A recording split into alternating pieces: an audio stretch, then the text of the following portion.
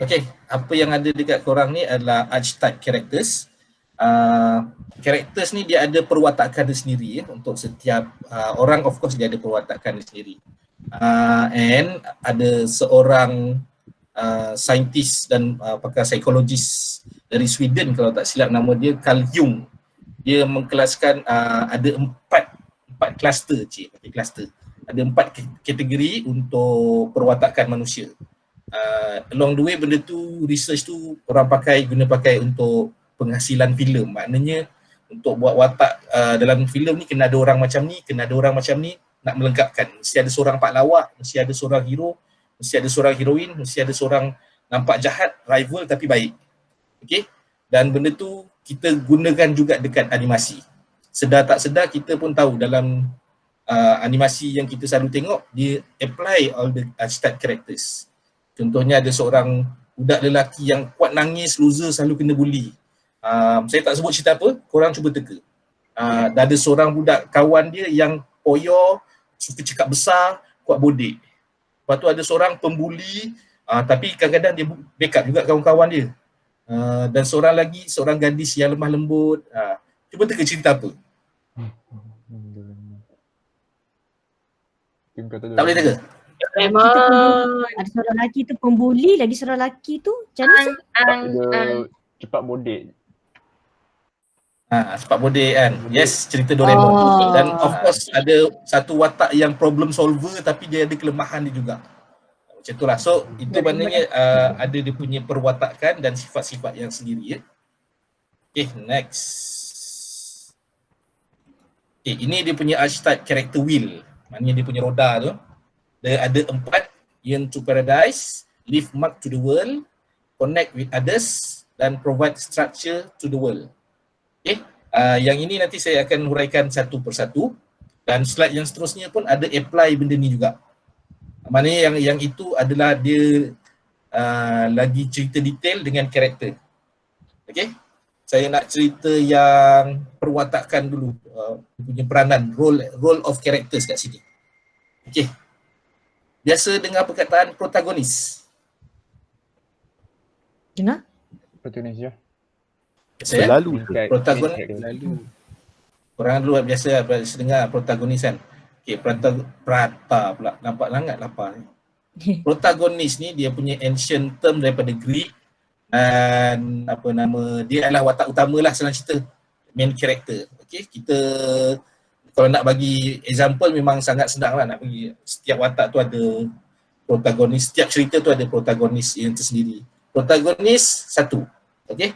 Dulu saya ada argument dengan seorang profesor dari UMK sebab kami rakan sekerja, tapi dia Prof Madya lah.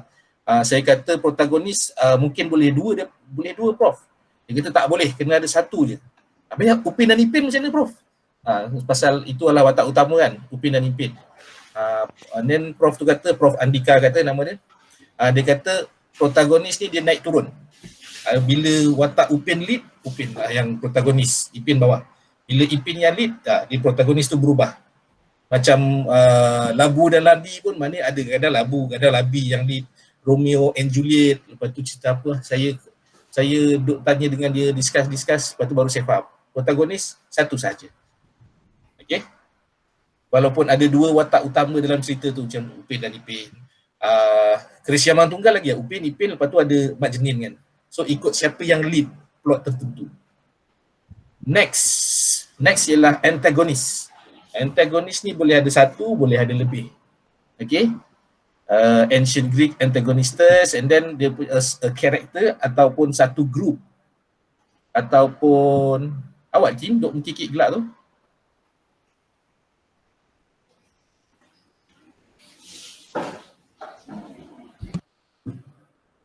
Okay. Gelak sendiri. Dia shot sendiri. Tahu dia. Alright, tak apa. Kim okey Kim? Okey sir, tak ada. Tadi saya call Mir. Kenapa dia? Bangun tidur? Rasanya dia buat benda lain kot. Dia terlupa. Terus dia dah masuk. Dia tak ada dalam ni sekarang. Okay, alright. Tak apa. Kita pun record, nanti dia boleh catch up balik. Okay, continue. Dia boleh jadi satu karakter macam cerita Kung Fu Panda. Siko je, Tai Lung, jahat. Dia boleh jadi satu kumpulan, satu group of bad guy ataupun satu institution. Mana satu institusi yang keseluruhan orang dalam cerita tu adalah jahat. Okay, atau dia adalah konsep untuk yang represent opposition against protagonis. Contohnya macam cerita Finding Nemo. Siapakah antagonis dalam cerita Finding Nemo? Manusia. Okey, lagi? Keadaan yang menyukarkan ayah Nemo tu nak pergi ambil anak dia balik. The hurdle. Yes, dia punya deep cerita tu sebenarnya siapa watak jahat. Maknanya bukan watak jahat lah. Watak yang ni ialah dia punya keadaan bapak dia tu yang buat bapak dia yang sentiasa against, overprotective. Okay, contoh cerita Inside Out. Siapa tengok Inside Out? Saya. Ya, pernah tengok. Siapakah antagonis dalam cerita tu? The emotions themselves. Diorang punya Emotion, which one? Setiap scene lain-lain. sama Dia macam nak tu lah, turun. like diorang punya sadness. yang halangan yang tu lah, yang halangan yang halang mereka nak balik kepada the core memory tu. Halangan tu saya rasa tu dia punya obstacle dan challenges macam yang dalam plot yang kita tengok tu kan ada 12 plot tu. Kalau dari watak saya rasa dia naik turun, sekejap yang sadness, sekejap joy. Joy sendiri possible menjadi antagonis bila part-part tertentu kan. Kita nampak yang Joy diingat apa yang dia buat tu betul sampai dia tinggalkan sadness pasal dia nak naik ke dalam tube tu kan. Time tu saya dah rasa dah, sampai hati kau tinggal kawan kau. Ada setengah cerita dia obvious macam siapa yang antagonis. Cerita Good Dinosaur, tengok tak Good Dinosaur? Tengok. Tengok kan? Good Dinosaur dia ada antagonis ni watak jahat utama tau, bukan yang jahat-jahat sampingan. Jahat-jahat sampingan tu adalah dinosaur burung yang liver ration lah benda yang tu kan. Watak jahat yang antagonis tu ialah diri siapa dinosaur tu? Diri dia sendiri. Okay. Basic punya cerita Frozen, siapakah antagonis? Frozen 1 yang Prince yang suka Prince Hans. Hans. Prince Hans, okay. Yang second Kedua ni kedua ni saya boleh cakap dia punya antagonis dia more to like curse dekat dalam forest tu sendiri. Oh, The Sound. The Sound tu lah. Dia cakap curse lah. Macam mana bunyi sound tu? Dia bunyi sikit. Wait, what? Apa? 1, 2,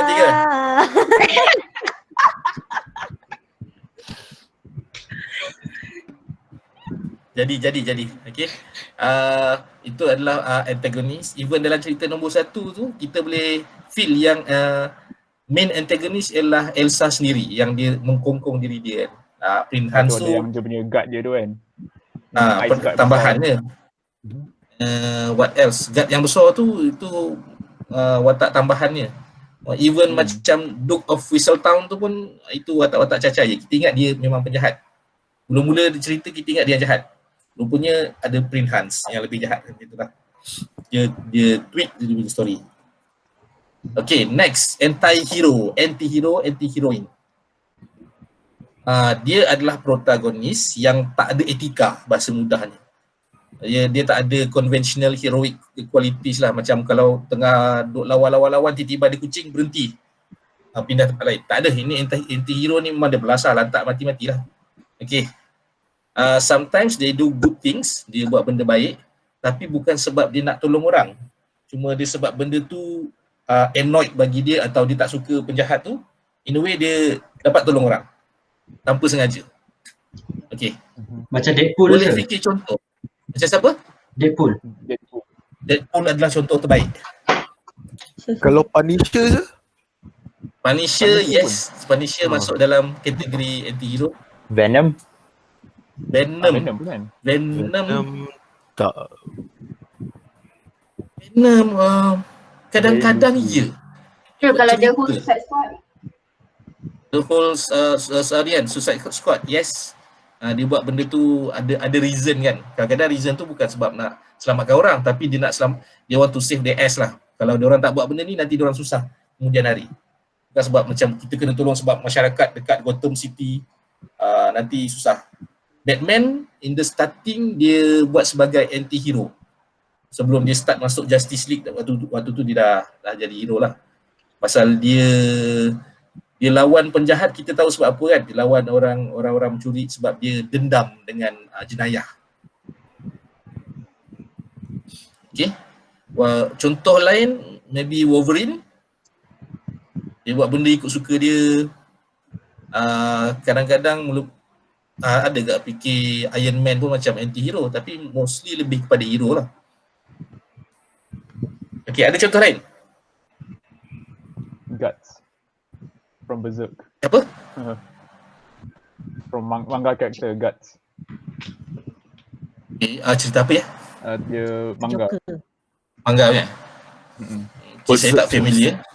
Tapi kalau korang tahu tu, betul lah tu. Kalau rasa menepati ciri-ciri tu. Especially for the dalam cerita. I see. Right. Even Sasuke pun consider anti-hero juga. Sasuke pun consider juga, especially in Boruto lah, I would say. Masa Boruto dia masih lagi perangai tu ke? Bukan dia dah tua dah. Lagi covert, sorry. Yang tu memang dalam part 1 lah, sorry. Bukan Boruto. Masa waktu awal-awal tu, yang itu lagi nampak ni lah. Dia punya perangai tu kan. Cerita apa lagi ya? Cerita Joker sah. Cerita Joker. Saya tak tengok sebenarnya Joker yang Joaquin Phoenix kan. Macam mana ceritanya? Dia ada ni ke? Anti-hero ke? Saya tak rasa dia anti-hero. Ni I would say kena bawa balik to protagonist and antagonist. Sebab protagonist and antagonist doesn't necessarily mean they're evil. It's more like on diorang punya point of view of the story. Technically boleh lah katakan dalam Joker-nya tu, he's the protagonist, tapi the police is the antagonist because he's like an individual. Because this story ni based on dia kan, so he's the protagonist lah. So, and like what Pershun kata, it's boleh in a way can say that he's an anti-hero because he's like sticking up for the lower populace lah. At some point, and then he just in some point, yeah, and then dia because he's Joker. Alright. Good discussion. Okay, next, arch enemy. Musuh ketat. Ini memang kita sentiasa tahu lah. Musuh ketat ni kepada Superman. Lex Luthor. Musuh ketat Batman. Joker. Walaupun ada banyak villain yang lain, Joker juga yang dia punya idaman kalbu kan. Betul. Ada musuh ketat kepada Spider-Man. Venom. The Sinister Six. Green Goblin. Green Goblin lah. Green Goblin. Dengan Venom juga kan. Venom juga. Macam semua je. Sebab dia every season heroes, dia punya every season villain ni semua lain-lain. Adalah hero dia pun dia reset kan. Dia tak ada reset. Sinister Six yang paling occurring sekali lah, I would say. Siapa dia? Sinister Six yang Doc Ock, Rhino, yang tu lah those guys. Diorang yang most of the time yang paling aku. Me and the boys tu, yeah. Ni satu group of worst enemy lah. Okay. Kalau dalam anime Naruto, siapakah arch enemy? Sasuke. Bukan yang itu, bukan arch enemy dia. Dia ada kategori lain. Apa nama tu? Rival. Arch enemy untuk the whole cerita Naruto yang waktu dia budak-budak, termasuk Naruto Shippuden. Madara, boleh masuk Orochimaru, Akatsuki sendiri. Akatsuki villain lah kot. Boleh kata Akatsuki jugalah sebab Akatsuki je yang daripada kecil sampai ke besar. Kalau Madara tu kecil tak ada lagi. Dia bila dah besar baru dia mention pasal Madara. Nak kata Madara dengan first Hokage tu. Arch enemy Madara is the first Hokage. That's what I want to say lah. Sampai sekarang even though diorang try to like, you know. Okay, Dragon Ball macam mana? Goku and Vegeta? Goku dengan Frieza. I would say Frieza. Sebab Vegeta kan dia macam more like anti-hero. Dia rival. Vegeta dia macam tu lah. Vegeta dia both rival. Dia ada kategori lain. Okay, ini adalah Deuteragonist. Second main Okay, yang ni familiar tak istilah ni? Yeah, familiar. Kalau dalam game, usually this is the second playable character lah. Like apa? Sidekick or what? Usually macam tu. Deuteragonist, sidekick dan geng-geng yang close to him, yang sentiasa adalah second main character or characters, dia ada banyak. Ada dalam bentuk kumpulan juga. Even for dalam One Piece, the whole Mugiwara punya crew adalah Deuteragonist. The part is after protagonist but before tritagonist. Dia ada yang kategori nombor 3 pula lah. Okay. The whole gang cerita Doraemon ialah protagonist Nobita, maybe dengan Doraemon sendiri naik turun ikut plot. And then dia punya geng tu Shizuka, Sunio, Giant itu adalah Deuteragonist lah.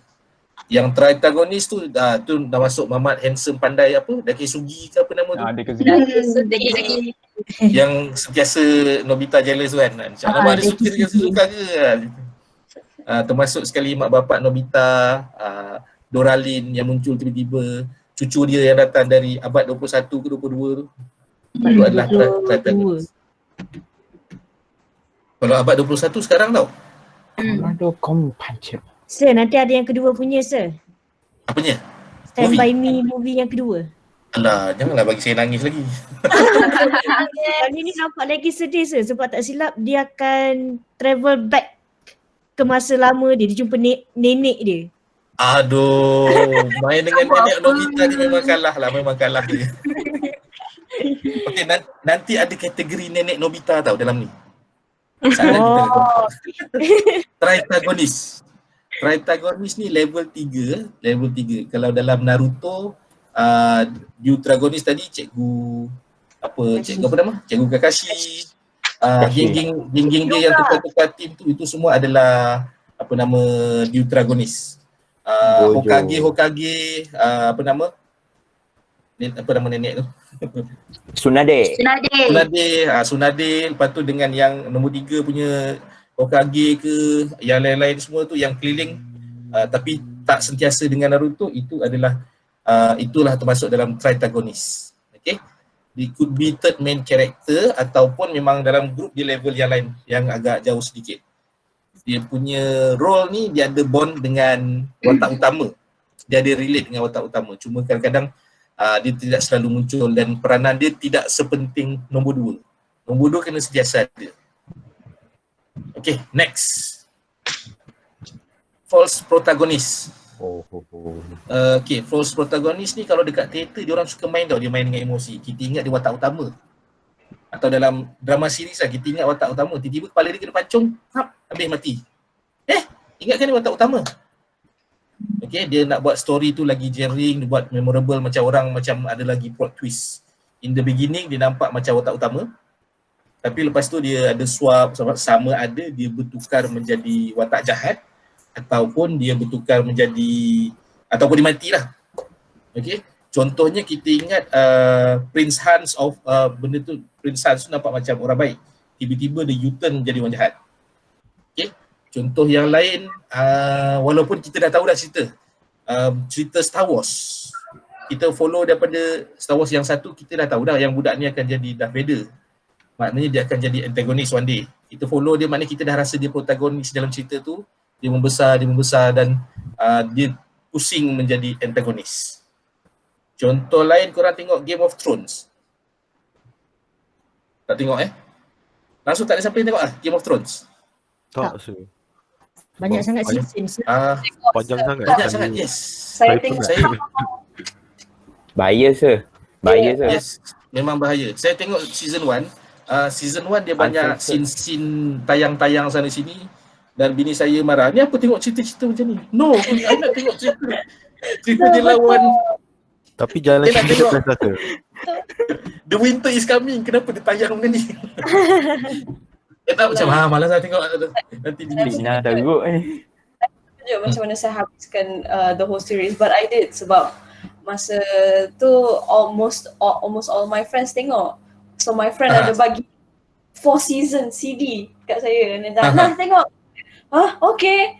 I know nothing about this show. I just know it has dragons. Okay. Tengok je. You know nothing. Oh no, skip. Oh. Itulah. Kita nak tunggu dragon, kita nak tunggu zombie ais tu dan semuanya kan. Apa banyak sangat yang lain bukan. Tapi macam mana boleh dia jadi popular? Dia punya cerita tu dia buat sebab tak tahulah, memang writer dia memang power pun kan, dan production dia pun mantap, bagus. Dia buat cerita tu kita ingat dia watak utama macam yang mula-mula punya king tu, lepas tu tahu-tahu kepala dah kena pancung. Mati. Lepas tu orang pun ingat Jon Snow, lepas tu Jon Snow pun dia pun kena tikam. Dia pun mati. Orang dah putus harapan lah. Hidup balik. Hidup balik kan. So itu dia false protagonist ya. Okay, next. Istilah dia ni istilah dekat dalam staging theatre punya, dia panggil ialah focal character. Okay, to place major interest, usually always there with protagonist. Kadang-kadang bukan protagonis yang menjadi focal character tau. Dia ada watak tambahan yang buat orang tempat lah, show tu lebih menarik. Mungkin ada seorang pak lawak, okay, dia nak buat create excitement pada story. Sama ada orang rasa kesian ke, orang rasa suka, ataupun dia menjadi saya lupa terms dia, tapi tengok cerita Ice Age tak? Oh, Sid ke? Sid adalah focal character. Tapi bila Sid sendiri dah bukan focal character, plot tu dah tidak sesuai untuk Sid jadi focal character, dia tambah satu lagi character, Scratch, tupai yang duduk mengejar aircon sampai kesudah tak dapat. Acang dia. Sampai macam ada beberapa season pun dia masih, beberapa movie pun dia tak dapat juga dengan benda tu kan. So dia focal character tu buat cerita tu macam kita rest sikit daripada situasi ni, kita tengok benda lain. Okay, next, foil. Okay, foil ni lah tadi dia punya kontra dengan watak utama. Okay, kita pun tahu Naruto, Sasuke, apa lagi? Yang rival Goku ada, dengan Goku dia ada Vegeta, atau bahasa komik kita panggil Vegeta. Even dalam kita punya karya epic ni pun, manuskrip lama pun, Hang Tuah ada dia punya foil dia, Hang Jebat. Naruto, Sasuke, Harry Potter, Draco Malfoy, Dr. Frankenstein and the Creature. Maknanya dia ada kontra, perangai masing-masing berbeza. Kita pun boleh nampak contoh-contoh yang lain. Korang pun boleh fikir, anime lagi banyak sekarang. Yang sekarang-sekarang lah. Untuk Luffy, siapakah foil dia? Semua orang. Memang semua orang. Semua orang dia jumpa. Pada mulanya macam Ace. Tapi Red Hair Shank kot. Kan. Taklah semua orang, tak siapa sama dengan Luffy. Dia adalah yang rapat dengan dia, tapi okay, kalau Zoro dengan Sanji, yes, foil. Maknanya dia ada kontra each other kan. Gaduh je. Zoro, Sanji. Luffy mungkin semua ni kot. Mungkin semualah Captain Kid. Luffy tak ada, Luffy semua je. Captain Kid cantik. Captain Kid memang cantik. Dia dengan atuk dia pun bergaduh je. Gar. Okay, next, Tragic Hero. Okay, Tragic Hero ni dia punya watak dia kalau dalam drama, dalam staging, dalam animation ni memang kita macam aduh kesiannya lah, kenapa lah kok macam ni sangat ni. Okay, dia punya nasib dia tu kalau macam western punya dah ditakdirkan oleh gods ataupun god satu atau lebih, ataupun dalam dia punya nasib tu memang malang sehabis-habis malang, dia ada suffer. Macam kalau lahir-lahir mak mati, lepas tu nak kena buat apa-apa benda pun dugaan dia terlampau banyak. Okay, for example kat sini yang saya boleh bagi hari tu, Hercules, cerita Disney, Anakin Skywalker, Game of Thrones. Ada contoh lain tragic hero? Harry Potter. Harry Potter, yes. Harry Potter. Naruto, yes. Princesses. Ni kematian. Kesiannya semua Disney princess ya. You're right. memang tragic betul lah diorang ni kan. Kadang-kadang macam, kenapa kau tak belah je daripada situ? Settle masalah. If only. Erin ke Eric? Dekat Attack of Titan. Eren. Manga dia dah nak habis rasa. Saya dah stop sampai season berapa lah? Season 2. Rupanya yang dia antagonis. Diorang kata possibility untuk manga tu habis, bad ending lah diorang kata lah. Possibility dapat bad ending tinggi. Dapat bad ending? Boleh kata macam Bleach lah? Bleach nak kata bad ending? Tak. Bleach tak. Bleach happy ending juga. Diorang dah tak ada idea. Harap-harap One Piece tak adalah kekeringan idea kan. Katanya dah tahu dah ending dia. 2025 habis je. Ada 2 orang je yang tahu. Budak yang dah meninggal dunia tu dengan ni lah. Oda. Kita dia lah. Memang secret tu lah. Okay. Next. Okay, ini adalah supporting character. Okay, saya baca dulu. Dia tak fokus on primary storyline, tapi appear atau mention in the story just cukup-cukup untuk sebagai minor character. Dan dia boleh develop complex backstory tapi still relate dengan main character. Saya bagi contoh ya, supporting character ialah Goldie Roger. Dia dah mati 30 tahun lepas tapi cukup influence sampai Luffy nak jadi macam dia. Dia tak pernah jumpa pun Goldie Roger tu. Okay, apa yang Goldie Roger buat dah dia meninggalkan kesan kat sana sini, influence sana sini, dan Luffy on the way nak jejak satu persatu. Okay, contoh lain supporting character ialah bapa kepada Kal-El, bapa kepada Superman. Cuma cerita tu tak cukup deep macam One Piece lah. Maknanya, my son, I send you to Earth, goodbye. Psh, lepas tu bapak dia mati. Maknanya apa yang dia buat tu lepas tu bapak dia mati. Termasuklah sekali bapak kepada Goku, sama juga plot. Dia hantar anak dia pergi Bardock kan, hantar anak dia pergi bumi, tapi mission dia adalah untuk mission sebenar Goku. Dia ada mission ke atau bapak dia memang nak dia lari? Anak je mission lah, to wipe out Earth. Okay, so macam itu adalah dia punya back story. Nobita dia punya back story adalah nenek dia punya kelembutan dan benda tu influence hidup Nobita sampai dia besar. Sedih. Untuk nenek sedih. Back story yang lain. Shinchan ada back story tak? Shinchan ada lah, tapi more to like bapak dia punya back story actually. Sebab ada satu scene dekat movie ni, bapak dia cerita dia punya kisah dulu dia macam mana. Dia membesar dekat kampung, lepas tu dia ada girlfriend, lepas tu dia break up, lepas tu dia pergi ke bandar, dia jumpa mak dia, lepas tu dia duduk bersama, dia kerja. Macam tu je lah. Okay, tapi dia influence kepada bapak dia lah, bukan kepada Shinchan ni. Mungkin genetik kaki perempuan tu sampai ke Shinchan. Itu betul. Kakak cantik. Ada beberapa cerita lain, even macam cerita Harry Potter. Dia punya back story macam mana bapak dia dulu adalah seorang yang genius tapi poyo sikit, bully Professor Snape dan bagai-bagai. Dan ada pula si Tom Riddle punya cerita bla bla bla bla. So dia ada kompleks backstory kat belakang yang influence, walaupun Harry tak pernah jumpa mak bapak dia pun. Pernah lah waktu baby. Ada contoh lain tak? Backstory. Supporting character. Mael. Mael mana? Mael Tote ke apa? Pepe. Oh. Dia bukan protagonis. Itu dah masuk dalam kategori deuteragonis. Geng-geng ni. Boleh jadi tritagonis, boleh jadi deuteragonis. Mael kerap juga muncul. Pakcik Spider-Man. Apa dia? Pakcik Spider-Man. Uncle Ben. Pakcik Spider-Man, Uncle Ben. Yes, Uncle Ben adalah good supporting character. Dia kalau dalam mana-mana movie pun dia akan muncul beberapa minit awal, mati, lepas, tapi dia still ada influence kepada Peter Parker sampai ke sudah.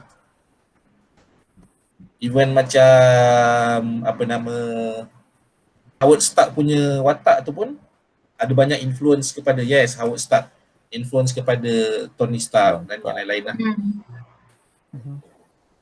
Captain America dia punya girlfriend Peggy. apa nama Peggy ya. Okay. Itu adalah supporting character. Okay. So Odin. Odin bukan supporting. Odin ni kakak Thor. Sebab dalam cerita Thor Odin banyak je. Siapa lagi? Mak dia. Mak dia.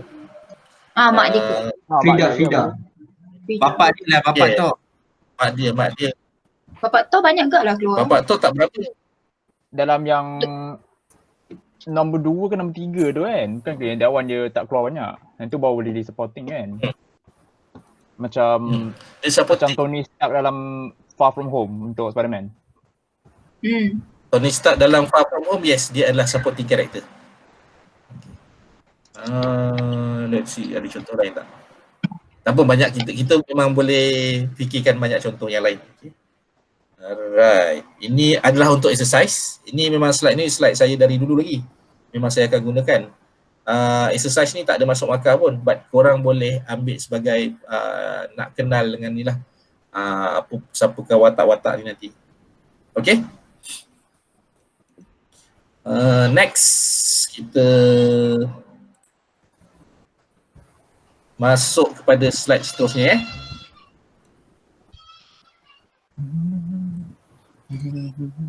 Anak Sir ke tu Sir? Sekejaplah saya tengok kejap.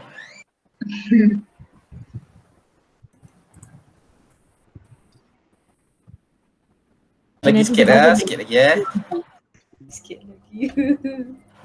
Okay. Ni slide ni, okay, kita boleh skip semua ni. Ni. Alright, slide yang sama tadi. Archetype character, maknanya roda pola asas ni saja-saja saya translate lah biar dia orang faham kan. Dia punya cluster dia ialah leave a mark to the world, sini. Lepas tu connect to others, lagi ada spiritual journey and then provide structure.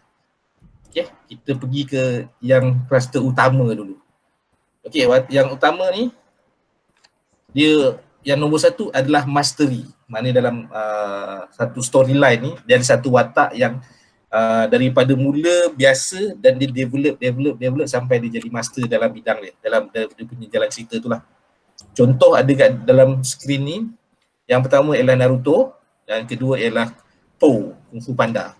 So nampak daripada hari pertama, day 1, minit pertama sampai ke ending cerita, dia punya improvement kita boleh nampak Okay, yang kedua ialah power. Power ni ada dalam bentuk magic, ada yang bukan magic atau macam whatever they value in the story. Macam dalam power dalam cerita Naruto bukan magic, dia ada dia punya jutsu dan sebagainya. Untuk dalam cerita Kung Fu Panda dia ada dalam Kung Fu punya style lah.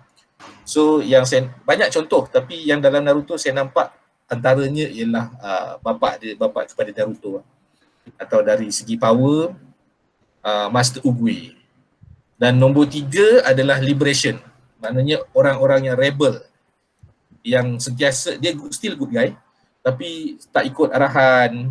Even dalam geng-geng siapa nama Avengers pun ada rebel. Siapakah rebel dalam geng Avengers? Tony Stark, Loki. Tony Stark kan. Tony Stark sendiri. Okay, dalam X-Men Ingat dah lama. Tak tengok. Wolverine. tak tengok Logan. Yes, Logan. Okay. So ada watak yang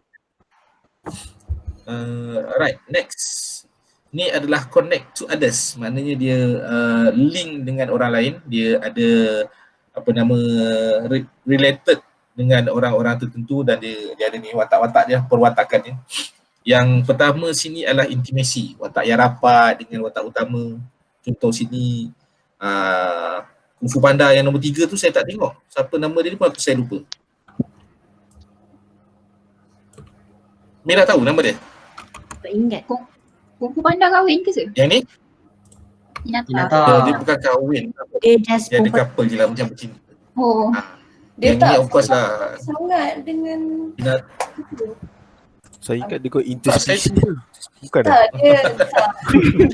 No interspecies please. Apa Po doesn't seem like dia tak bercinta dengan perempuan tu at all. Dia tak, which is interesting. Biasanya kan kita selalu tengok apa the protagonist after all that happened, the whole movie macam yes, now dia nak romance dengan satu perempuan yang apa the writers dah ada macam letak okay ni sepatutnya dia nak kena romance dengan perempuan ni. Tapi movie tu dia tak. Dia macam saya selamatkan semua orang. Okay tu je.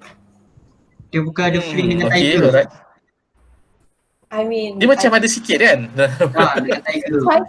Dengan Tigers. Tigers. Has more, dia much more closer lah dengan Tigers than the others. Tapi dia tak ada benda macam in a way macam rivalry juga kan. Okay. Dalam yang Naruto punya dia obvious lah, Hinata ni, even Sakura pun boleh letak juga, tapi ada part-part yang lain juga. Dia tak adalah fix sepanjang masa, dia kadang-kadang muncul untuk support. Okay. Next pleasure. Pleasure ni adalah dan untuk kategori ni dia apa nama doktor psikologis siapa nama tu? Carl Jung tu. Contohnya macam Jester. Orang-orang pak lawak dalam cerita kena ada. Even dalam Naruto sendiri kadang-kadang pak lawak juga. Gai Sensei ni antara yang inilah sentiasa mencuit hati. Po sendiri pun kelakar juga. Ada Monkey pun kelakar, ada part-part tertentu. Okay. Yang mostly belonging ni dia related to everyone, which is biasanya watak utama lah, related dengan semua watak-watak yang lain. Okay, cluster seterusnya ialah provide structure. Okay, bila provide structure ni dia ada yang pertama adalah service. Nah, maknanya dia memberi satu servis ataupun perkhidmatan, servis perkhidmatan lah. Dia do something good for the community of the cerita tu kan. Yang ini saya letak dulu pasal iaitu saya terfikir Mantis ni pasal dia tabib. Dia dalam antara fighter tu dia yang tahu medik. Sama juga dengan Sasuke lah, dia kira medik punya ninja kan. Sakura Sasuke. Sasuke! Sikit-sikit Sasuke. Sasuke Naruto. Apollo. Sakura pun macam tiba-tiba Apollo alah habis pula. Bertahun-tahun tak habis itu. Okay, ada part yang control kat sini, maknanya dia yang ada, dia rules, dia ada peraturan dan dia mostly watak yang lebih tegas. So if you guys ever create a story, applykan dia punya will ni, boleh nampak aku perlu ada watak macam ni, aku ada ni. Even if you already have watak, macam dah ada senarai watak kan, siapakah yang menjadi Jester, siapakah yang menjadi apa nama, ada ruler, mana yang tegas. Dan innovation, orang yang ada innovate benda lah, tak semestinya geeky punya guy ataupun techie buat benda-benda, tapi dia boleh create something. Dalam One Piece, siapakah innovation? Frankie kan, okay, Frankie dalam control. Zoro selalu lost. Tapi dia ialah paling Zoro tua. tegas juga. Dia paling tua, dia paling tegas juga. Sometimes dia lagi tegas daripada Luffy.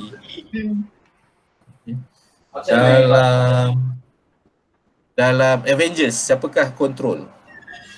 Captain America. Saya rasa lebih kepada Iron Man kan? Tony Stark. Bukan, Tony Stark innovation. Yang lebih kepada control ialah Nick Fury. Nick Fury. Yes, Nick Fury. Lupa nak include dia. Captain America kat mana? Saya rasa dia mastery. Masuk service. Service pun dia. Everyman. Badan dia baik je. Badan baik. Okay. Lengan dia baik punya. Okay, next. Ni spiritual journey. Ada part-part yang Maknanya watak ni dia perlukan safety, dia nampak innocent, dia nampak naif, Okay, kalau cerita Kung Fu Panda tu Mampo sendiri nampak naif. Siapa nama budak ni? Bushy Brown ni? Lee lah. Okay. So dia punya watak-watak yang perlu dia nampak luru bendul sedikit kan. Okay. Next kategori knowledge, watak yang nampak dia punya genius, pandai, walaupun bukan watak utama. Kita boleh buat watak utama tu terlalu pandai, okay, terlalu perfect, nanti orang cerita ni akan jadi bosan. Okay, even Superman kita akan nampak dia cukup perfect sampai dia sanggup kerja sebagai dekat newspaper saja, tapi dalam dia punya perfect itu pun dia ada kelemahan, iaitu benda lah crystal tu, kryptonite.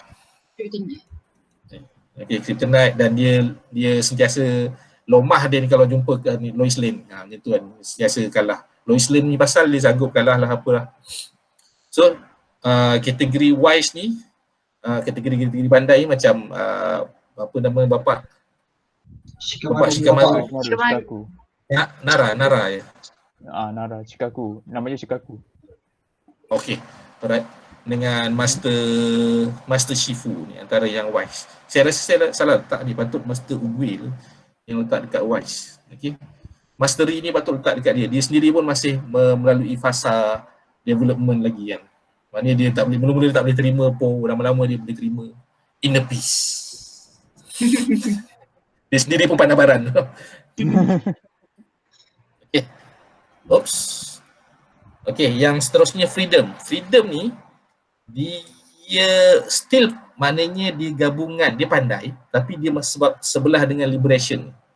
Maknanya dia pun antara yang genius tapi dia still ada rebel dia sendiri, sebab tu dia masuk dalam kategori yang explorer. Dia tak suka duduk setempat macam diorang. Dekat Wise ni dia duduk setempat pasal dia jadi penasihat, dia ada peranan, dia tahu tanggungjawab. Yang ni yang jenis tak tidur diam, duduk luar sebab nak explore the world. Okay, so itu kategori ni. Alright. So ini just untuk korang punya knowledge. Lepas tu kalau nak sendiri punya pemahaman lebih lanjut, korang boleh explore buat sendiri, compare kan sendiri dengan apa-apa cerita yang lain pun korang boleh buat. Okay. Buat korang nak compare dengan anime apa yang tengah trending sekarang? Demon Slayer. Demon Slayer boleh lah tak sini mastery bahagian hero ni untuk siapa nama watak utama dia tu? Tanjiro. Tanjiro ya. Okay. So itulah dia. So far ada apa-apa question? Untuk ni tak ada lah. Tak ada so far okay. Tapi korang boleh ni once bila dah develop sendiri, korang boleh explore watak-watak ni. Untuk kita punya projek, korang jangan buat yang banyak-banyak watak utama pula. Banyak watak pula. Penat nanti nak buat build karakter, nak read lagi. Kan tema kita dalam rumah kan? So just buat beberapa karakter dan korang boleh buat perwatakan tu apply lah serba sedikit dekat sini. Sir, nak tanya. So nanti korang bila masukkan dalam report, apa dia? Sir habiskan dulu, nanti saya tanya. Bila masukkan dalam report tu, korang boleh masukkan lah. Maknanya contohnya watak utama korang dekat sini, another watak tu dia lebih kepada rebel, maknanya dia punya kawan baik tapi degil sikit, boleh letak dekat sini. You apply the archetype principle, archetype characters. Okay, right. Ni saya nak tanya, untuk animation kita this semester, how long is it? How long is the animation? How long? Untuk this? Maximum 2.5 should be fine lah. Tak payah banyak-banyak, tak payah lama-lama. Okay. 2 minit setengah. Okay.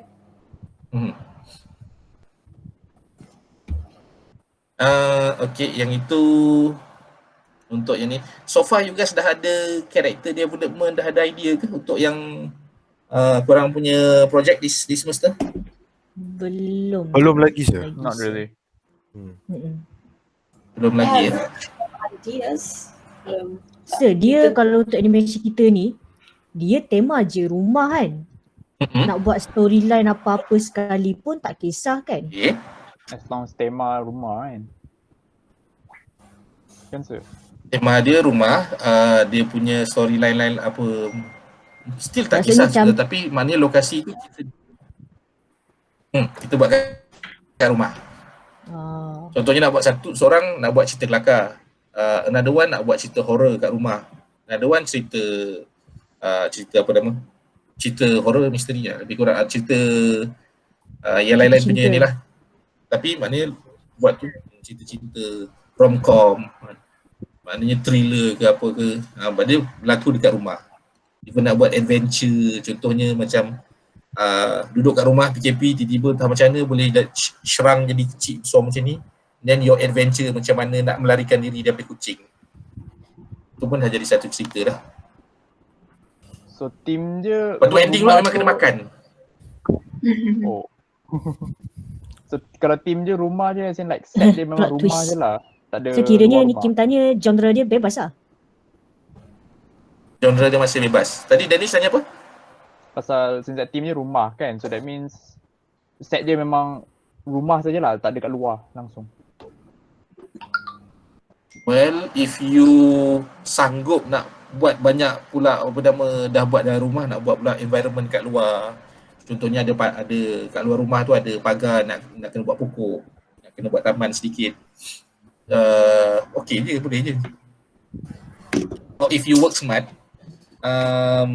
belakang environment tu you create a one dome, maknanya kamera berada di dalam satu hemisphere, belakang tu ialah texture sahaja. You nampak macam still nampak awan, still nampak dia punya pokok-pokok, tapi semua tu adalah tekstur yang masuk ke dalam hemisfer tu. Nanti kita akan tunjuk masa dekat kelas Blender ni. Sir,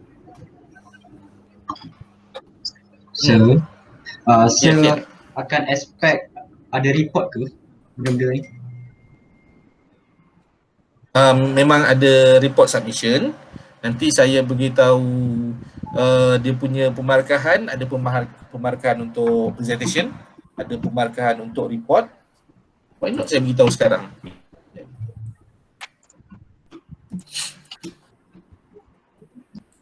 Sekejap lah, saya buka saya punya ni.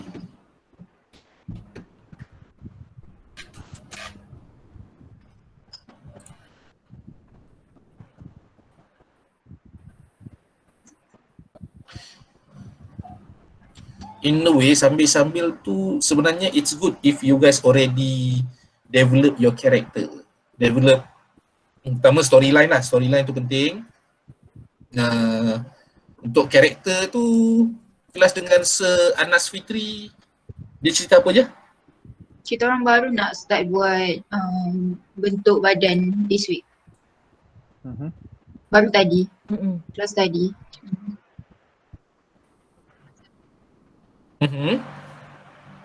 Baru kelas tadi kita orang belajar.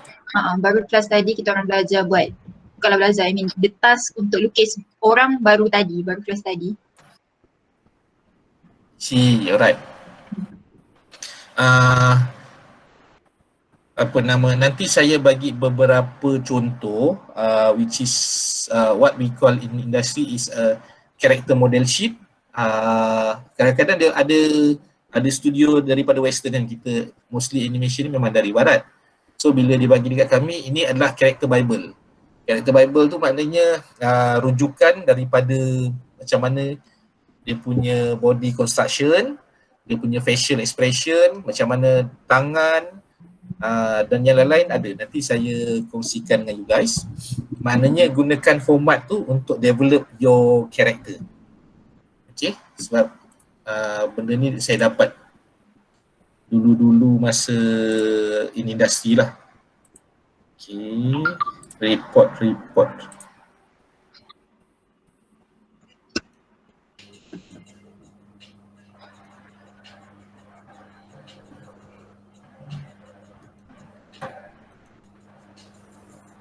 Okay, untuk dia punya report buat nanti, yang pertama dia ada untuk production dokumen. Nanti dia punya detail markah tu nanti saya akan beritahu. Dia ada pemarkahan untuk storytelling dan dia ada pemarkahan untuk animatic dan finally dengan pemarkahan untuk dia punya presentation, untuk dia punya video. Okay. Dalam product documentation tu pula, maknanya report tu dia ada project info, production info. Listing saya akan list down nanti. Maknanya bila dah saya list down, make sure korang apply dan jangan tertinggal lah pasal ada markah untuk setiap satu. Logline and synopsis. Logline ni ada tak? Siapa-siapa ajar? Logline? Tak. Tak ada.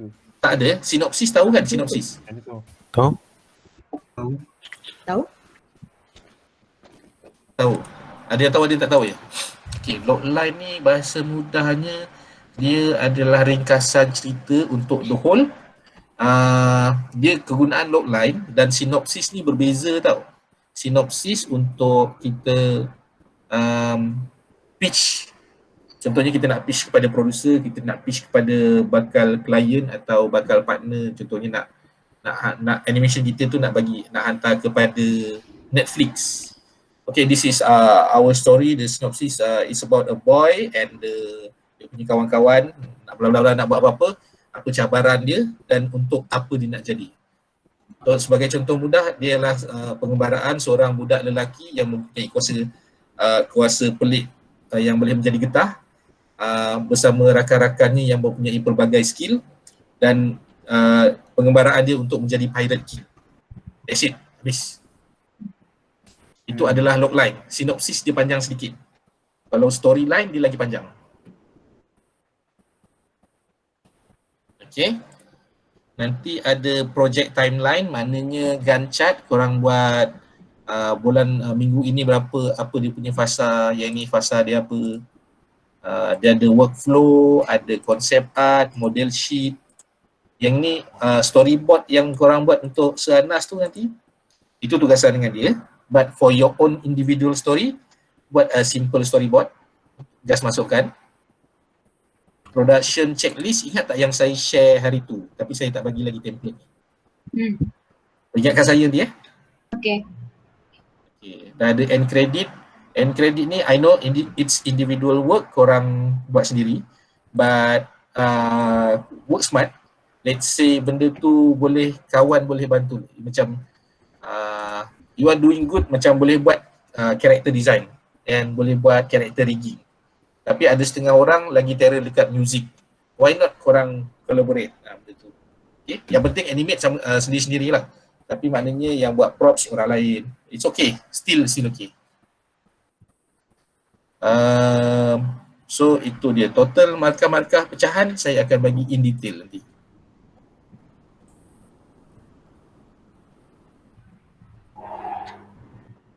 Okay, yang ni last slide pendek je.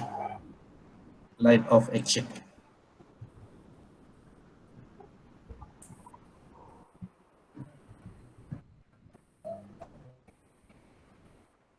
Okay. Alright, line of action. Sama ada 2D atau 3D, line of action ni adalah sangat penting. Sebab dia membantu kita punya character pose jadi lagi strong, nampak solid pose. Okay, it is a imaginary line across character dan purpose dia nak nampak character tu lagi dynamic. Okay, kita boleh bayangkan macam kita punya tulang belakang atau spine and always on curve, sama ada melengkung huruf C ataupun S. Normal drawing kalau terlalu tegak symmetrical dia nampak boring lah. Memang nampak okay tapi tak nampak solid, tak nampak strong, tak nampak dynamic. Okay. Ini contoh-contoh line of action ya. Dia ada S dan juga curve and S and straight. Okay. Straight yang tegak, lepas tu dia ada C, curve like this and dia ada S. Usually kalau before masuk ke 3D punya course, student akan masuk ke 2D dulu. So diorang memang kena master line of action. Even kalau Disney animator, Pixar, DreamWorks, walaupun diorang as a 3D animator, benda-benda ni diorang kena master. Sebab tu kalau tak nanti post tu akan jadi keras macam tu je. Okay. Next, ini adalah contoh mana nombor 1 dia menumbuk, yang ni pula nampak kena tumbuk tapi tak berapa strong compare dengan yang sebelah ni. Abush, ini pun sampai melengkung kena tumbuk ni. Nampak beza kan? Yang second, kucing ni nak pukul tapi dia just macam tu je. Kalau post biasa, logik memanglah nampak macam tu. But for a cartoon, for animation, kena istilah dia exaggerate. Kena lebih-lebih ya. Dia punya pukulan tu nampak dia tarik ke belakang. Okay, sama dengan yang next pun. Ada macam-macam contoh. Dan ada example, kalau nak punching, kalau duduk dengan ada emo, ada curve macam malu-malu.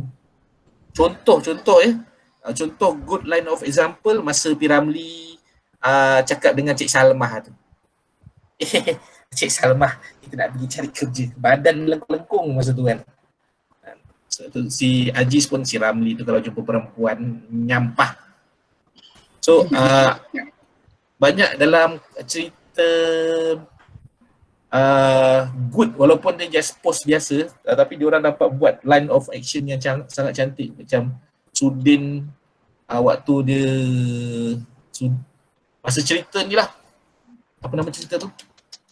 Alibaba Bujang Lapuk. Okay. Masa dia jalan macam orang kaya, dia dengan dia melengkung, saya sudah kaya. Waktu jalan macam ni, yang angguk-angguk tu. Even masa Sudin naik basikal apa nama dia tu? Basikal chopper tu kan. So itu banyak line of action. Kalau dalam 2D memang sangat strong, korang boleh tengok. Okay, ini adalah push character, compare yang first dengan yang second. Kita nak push lagi karakter. Even kalau karakter tu nampak marah, dia akan nampak extra nampak lagi strong. Okay. Macam yang siapa Patrick ni, dia nampak ni, this is dumb. Tapi kalau macam ni, dia akan nampak lagi dumber. Okay. This works, tapi this works better. Okay. Ni antara karakter yang ada dalam cerita ni. Apa nama cerita ni? Lupa pula nama cerita ni. Mickey Mouse. Mickey Mouse. Tak teks Mickey Mouse ni selit-selit je dalam ni. Okay. So untuk korang, just ini masa saya bagi ni minimum 10, maksimum infinity. Lukislah banyak mana korang nak lukis. Untuk korang, feel free kalau nak lukis, practice sendiri. Kalau nak tunjuk ke saya pun boleh. Kalau tak ada, yang ni tak wajib lah. Tapi it's good kalau korang boleh master juga. Okay. Slide ni nanti saya akan bagi link dalam Google Classroom. So nanti kita boleh tengok lah. Alright. So, itulah kelas 3 topik hari ni. Berasap terus kepala. Okay, ada apa-apa persoalan sebelum kita tamatkan kita punya session? Format report ada ke sir? Apa dia? Format report. Format report ada? Ada. Saya kena cari balik, nanti saya akan share dekat you guys lah. Nak saya share terus atau dah hujung-hujung nanti baru bagi? Biasa saya bagi hujung-hujung ni. Boleh lah hujung. Ingatkan saya juga untuk share template yang macam production checklist tu. Sebab yang itu boleh nampak macam mana korang buat kerja sebagai guideline korang lah. Okay sir. Right sir. Okay, ada lagi? Ada apa lagi? Yang character type tu kan, itu sir ambil dari mana tu? Ambil dari mana? The wheel dia. Okay, dia punya original source dia asalnya dari mana saya dapat But saya tak ingat dari mana saya dapat, tapi ada beberapa combination slide, termasuk sekali saya cari profil pasal Profesor Carl Jung tu sendirilah. Dia yang bagi develop dia punya archetype tu. And then orang start buat benda tu sebagai theater punya list. Lepas tu bila dah masuk dah staging, dia masuk kepada filem, dan filem ikut step lah, daripada pementasan teater dia masuk kepada yang ini, dan last kepada animation.